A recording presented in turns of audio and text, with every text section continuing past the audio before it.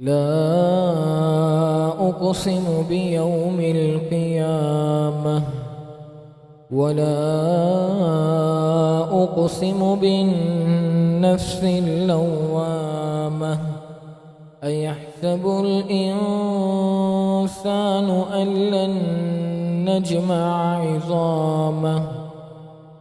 بلى قادرين على أن نسوي بنانه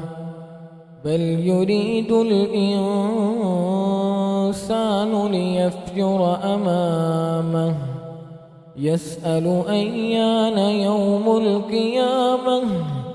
فإذا برق البصر وخسف القمر وجمع الشمس والقمر يقول الإنسان